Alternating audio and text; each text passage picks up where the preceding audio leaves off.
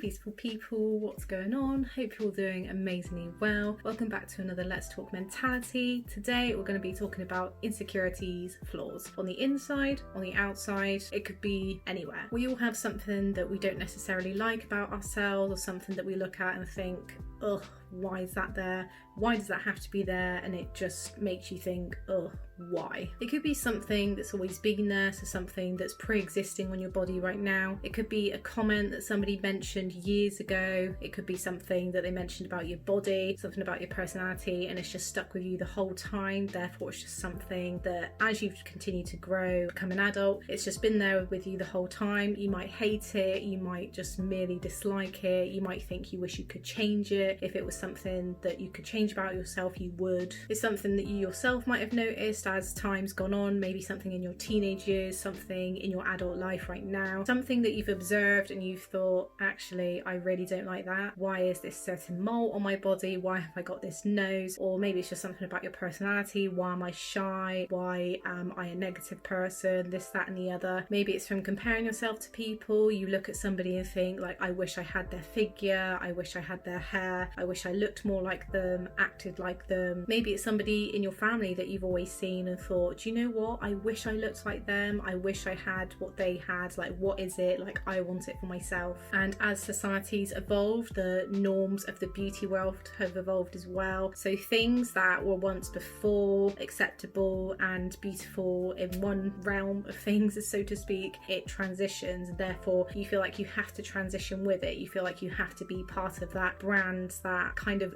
vision of what perfection is, in a sense. If you're not deemed that, or you don't feel like that you are that, then you feel abnormal and you feel like that there's something wrong with you. I guarantee 100% every single person out there, there's an insecurity about them, there's a flaw about them, or there's something that they spot every now and again about themselves that they don't warm to, they don't like, they hate. I guarantee every single person in this world has that about them, especially if you're exposed to a lot of social media, if you're exposed to a lot of the social life out there, if you're exposed to a lot of that, you're likely to feel that for yourself. And it's not necessarily a bad thing. It's nice sometimes to not feel like you are perfect. In my eyes, I feel like it's better to feel like you're more imperfect. There's things about you that, yes, might not be suitable for somebody else's eye, but is suitable for my eye. There are plenty of things previously that I have found about myself, and even now, that I find that I don't necessarily warm to. I wish it was like this more. I wish I had this person looks amazing like that. Why don't I look like that, kind of thing. I've been exposed to it since my teen years. I think that was when I first started having those thoughts and feelings about myself, those negative thoughts and feelings that because somebody mentioned a comment about it, or because I didn't look like a certain person, or I didn't have certain personality traits, it was deemed as something wrong and something that you shouldn't have, which is really sad when you think about it. We shouldn't have this peculiar thing because that's what society deems is unsuitable. Ridiculous. But it's also part of being human, like having these imperfections, having these flaws, having these insecurities. That's what makes us human. If we all looked the same, if we all acted the same, if we all had the same type of looks, the same type of personality traits, the same everything, the world would be a very boring place. I think we can agree there. No point in like soul searching. There'd be no point in doing all this stuff for yourself, like all this self-development, all of this positivity, all the adventures and travels and things that you want to do for yourself. There's no point because you've already gauged what it is to be who you are if you're like everybody else, and that would be completely pointless. It would be a completely boring world, completely pointless world, and where's the fun in that? As previously mentioned before, I probably had the start of insecurities, flaws and all that probably in my teenage years, and I think that's probably when the majority of our thoughts and feelings come from. I've had comments from people before saying about things about my body. I know one girl, I think it was about in year 7, so I must have been about 11 or 12, she commented on my teeth and said that I looked like Chucky from the Rugrats. Don't really see that myself. I think at the time I just kind of like accepted it and was just like, it stuck with me like throughout the whole time. Obviously I know that I don't look like that. One guy said to me before that my forehead, you could land a plane on it. yeah, don't think that's really true, is it? One girl has laughed at the bottom of my stomach before because it wasn't completely flat. As I grew older, more of my personality traits started showing, things that people would pick up on. So when I was back in secondary school, I was quite a quiet person. I'm still a quiet person now in certain situations, but back then I was really quiet. Like, I wouldn't say boo to a goose. I was quite shy. My social skills were just nil in a sense because I was just scared and nervous, and I was still trying to find myself back in my teens. I remember one girl's comment said, "Oh, she doesn't talk much, does she?" Have you tried talking to me? Have you tried to make conversation or do anything? The answer to that, no. When I was in sixth form as well, somebody that I thought I was really, really good friends with, whenever we were around different people, she would expose the things that I was insecure about to everybody else. She would laugh at things that happened to me. I remember getting embarrassed one time in front of like a popular guy, and when I go embarrassed or when I feel like a centre of attention is on me that I don't want at the time, I start going red. But she was very lovely and pointed that out to him, and they were just both laughing, and it made me feel really awful. This isn't normal. I shouldn't be feeling this way. And a lot of that, you know, equated over a period of time, like over several years. So when this kind of stuff started, I was probably about 13, 14, and it equated to when I was probably in my mid-20s. I'm 27 now. Sometimes I still look back at that and I think, oh my gosh, like that is a lot of stuff that I was insecure about. Back then, body shape, size was all about being skinny, wearing the right clothes, following the trends, and if you didn't have that, then that wasn't part of the social norm. I was scared in a sense of putting weight on. I was scared of being curvier. I mean, naturally I've got an hourglass figure anyway, but at the time, because that wasn't represented as the perfect example of body shape, I just used to restrict my eating. I used to try and be as skinny as I could possibly be. I was quite short at the time, and quite a few of my friends were taller than me, so I used to worry about that. Looking old enough, obviously looking at me now, you probably think I probably look about 20, 21. Please don't say 18.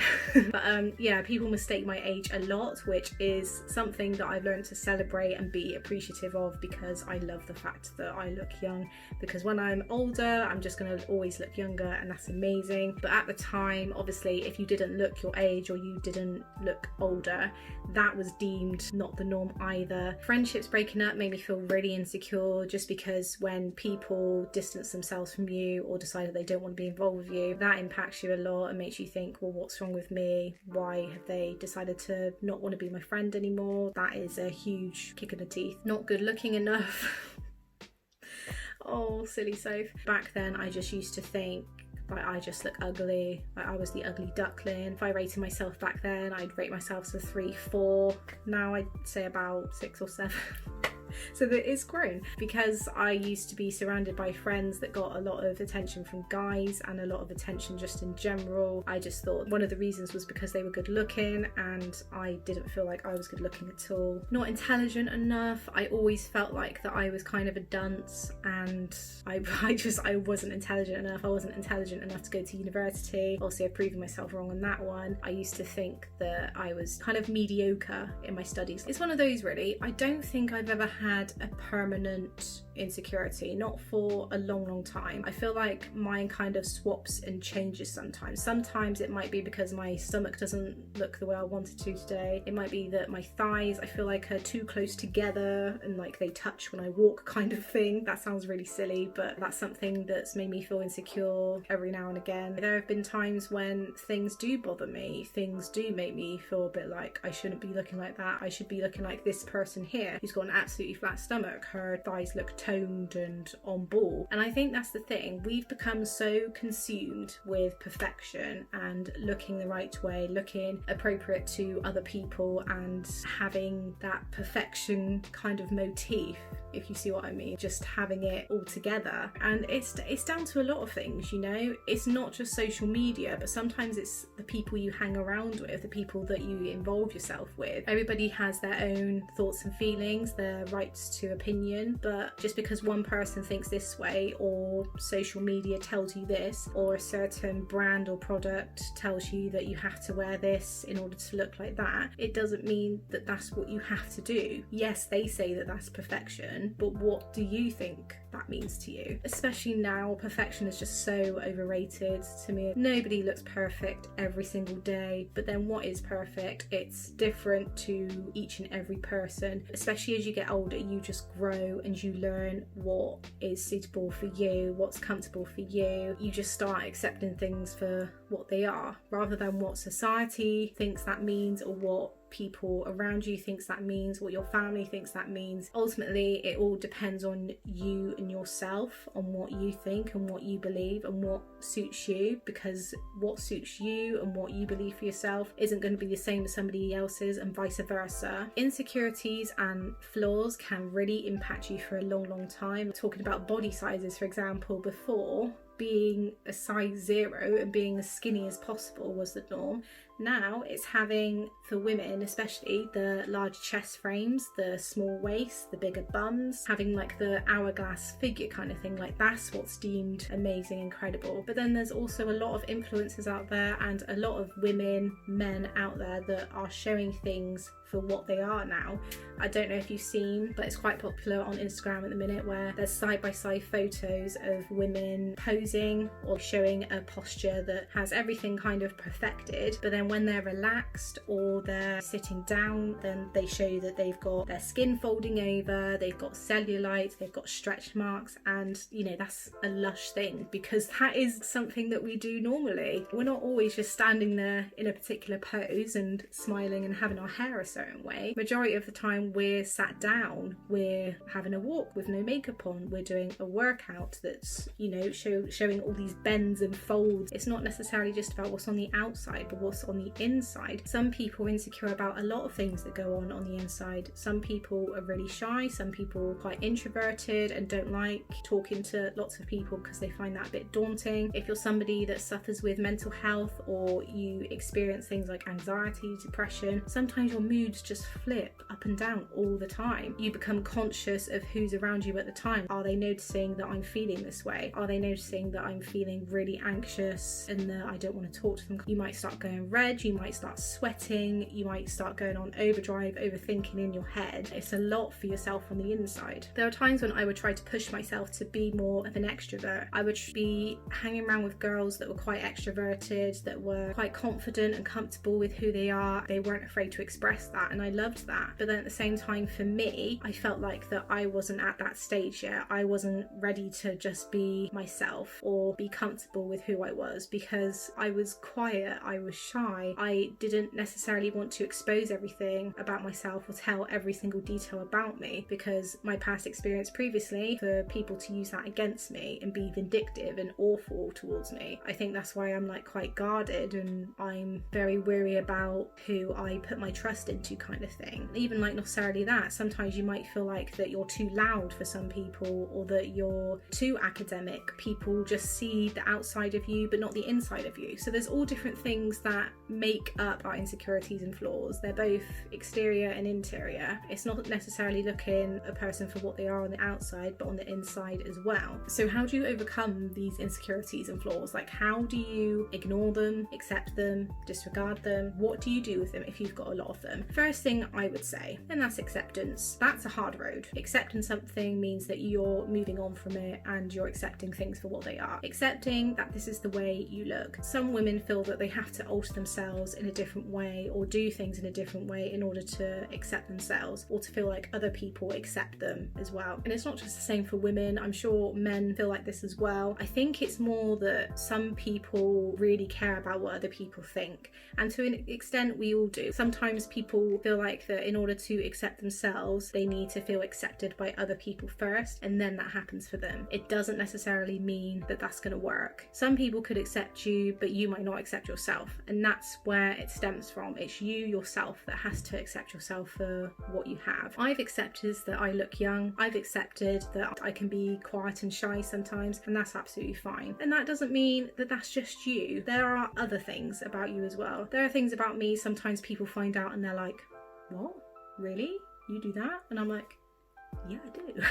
You become comfortable and confident with who you are. You learn to accept your flaws and insecurities for what they are. And when you're relaxed about them and when you kind of drop them into conversation, it allows other people to accept that about you. But then they start accepting themselves as well. And you meet people in new lines of work, you meet people in new social circles, you meet different family members from your partners and that. You learn about them as that person, but you don't get to know somebody from just the outside. You don't accept somebody, or you don't become friends with somebody because they've got good hair, or because they've got nice eyes, or because they've got an amazing figure. That's very aesthetic, and it's not all about being aesthetic. It's that person inside that matters the most. Who is that person? What drives them? What passions do they have? What makes them who they are? What's deep beneath them that makes them this person and lights up on the outside? Those are the type of people that have already accepted themselves, and they're just in a room and people are drawn to them because they just naturally attract that. They're people that accept themselves for who they are and feel confident about themselves. And feeling confident doesn't mean that you have to be arrogant in that. It just means accepting yourself for who you are and knowing that you're not a perfect person. You have imperfections, you have flaws, you have insecurities, and that's it. That's what confidence is, a part of acceptance that really does help. Second thing I would say is looking at your insecurity and flaws and thinking, what is it actually about them that's making me feel an awful person? I know this is one of the main things that especially women feel insecure about, is stretch marks. People say that they look ugly. I've got stretch marks on the inside of my thighs, and I've got quite a bit on my bum as well, but that's just from where I've grown into a more womanly figure. I love stretch marks. I think they're beautiful, in my opinion, because it means that people have done things for themselves. It's an example of growing. It's an example of just being, doing. That's what stretch marks represent to me. It just represents powerful, amazing, beautiful, something that somebody has grown. Sometimes you don't always see growth, it's always in here, but stretch marks for me say otherwise. Like, it represents that on the outside. I think it's just having a little chat with yourself and saying, what is it that's really going on? Say, for example, these stretch marks. Okay, what is it about them? Are they affecting my health? Are they affecting me functioning every single day? Are they stopping me from doing things that I want to do? Or is it something that stems deeper? Maybe somebody mentioned a comment a while back, and ever since it's just stuck with you and you just can't seem to get it out of your head. Maybe it's something that you saw, maybe somebody posted something about it and it was quite negative and you thought, oh yeah, that shouldn't be there. These thoughts and feelings accumulate over a period of time. It's got to have come from somewhere. So really have a sit down with yourself and really think about what it is that's making you feel awful about them.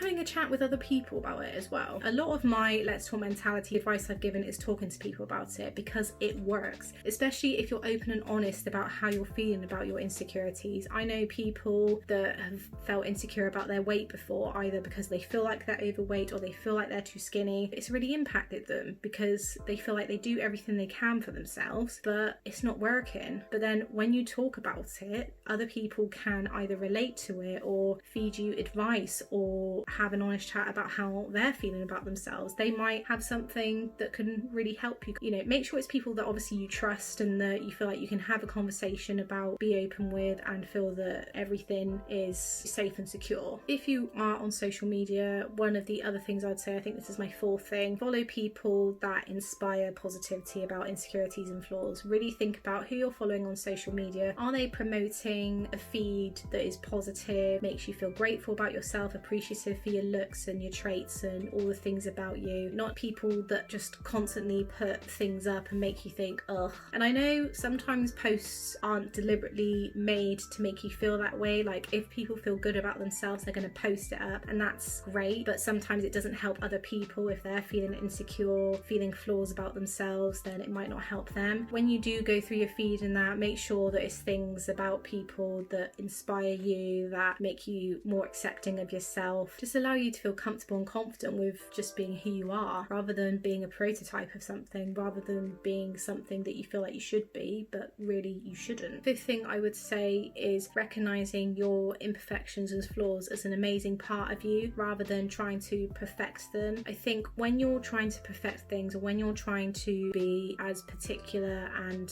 specific with all of your personality traits or your looks to be a certain way, you never know when that's going to change. You could do all these things for yourself and then suddenly something else crops up and you think, I've just done all this and now this is the new trend, like this is the new thing I should be doing. And it could be completely the opposite to what you've just done for yourself, and you think, oh, things have happened to people, traumatic events, things that have happened that have completely changed the way they look or have completely changed themselves. And for people like that, if they want to change things because of things that have happened to them that have physically or mentally affected them, and they know that that will make them feel better, then that's great. That's something that they should do for themselves. Me personally, I just think things like cosmetic surgery and things like that are just a short-term fix. It's not for a long term. I just find majority of the cases that you hear about, majority of the cases that I've read about and seen people go through, they do one thing for themselves and then they spot something else that's deemed imperfect about themselves, and then they deem something else, and then they find something else, and then it continues on, and then they become this prototype of all these things. It's a bit like trying to fit a puzzle together that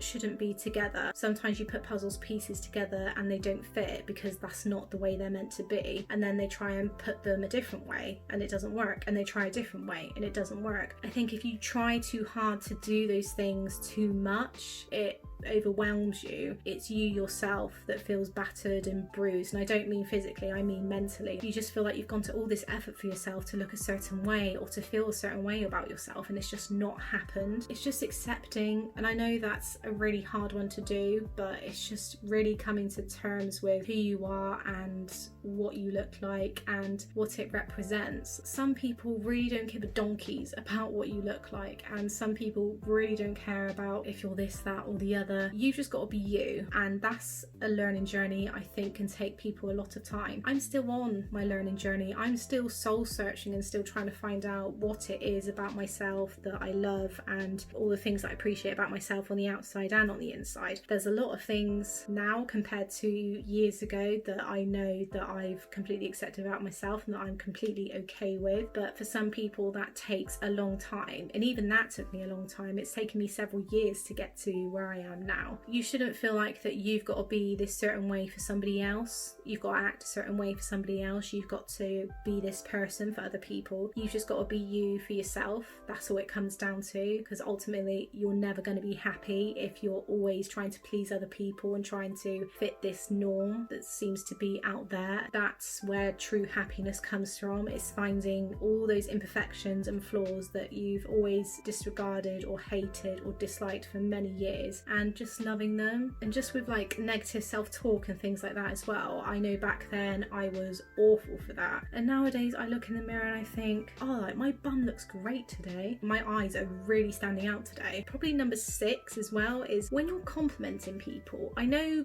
people tend to think that compliments is all about you have nice shoes, you have nice eyes, you look beautiful in that dress. It's more aesthetically pleasing. I think nowadays especially compliments are more valuable when you're talking about something that they're doing, something that's inside them. So instead of complimenting somebody on their looks, like compliment something about their personality, like you're so thoughtful, you're very passionate about this, like I can see how passionate you are about this particular hobby. That's amazing. The work that you do day in and day out is amazing and is going to inspire millions of people one day. Those are things that stick with you and that are about you yourself, rather than being it all on the outside or things that are aesthetically pleasing. Like yes, of course, like if somebody looks amazing and you want to compliment them for the outside on how they look, go for it, but don't solely do it all the time. Look at things that they're doing in their life that you think, that's amazing, that's inspiring, that's motivating me to do things. That in itself becomes more valuable rather than just saying that somebody looks nice. There's kind of like no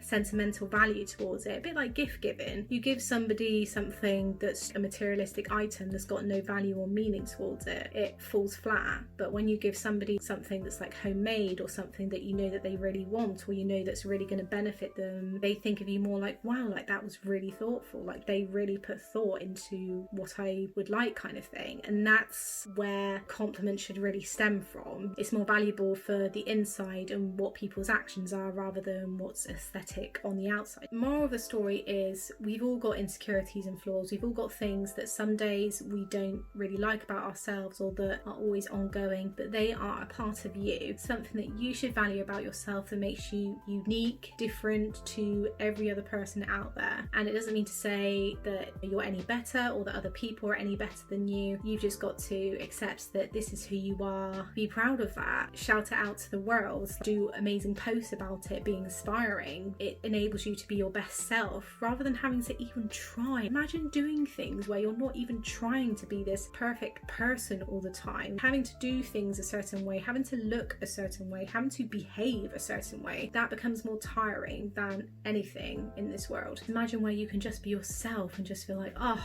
there will be days when you don't feel 100% about yourself, where you don't want to go out because you feel awful about yourself, whether it be on the inside or outside. But just know it's not an everyday occurrence. It's a human thing. It's something that we all feel, and it's just something to just be accepting of, be mindful of, and remember that you are who you are for a reason. You were put on this earth for a reason. You have all these different things about you externally, internally, for a reason. Celebrate that. Be proud of that. Be amazed that you're this authentic person and that nobody else is you. There's just only one you out there. How amazing is that? That's all I have for you on insecurities and flaws today. Hope you enjoyed this video. Like, comment, subscribe, all the things that you need to do, and I will see you guys in my next video. Take care. Thank you very much for watching.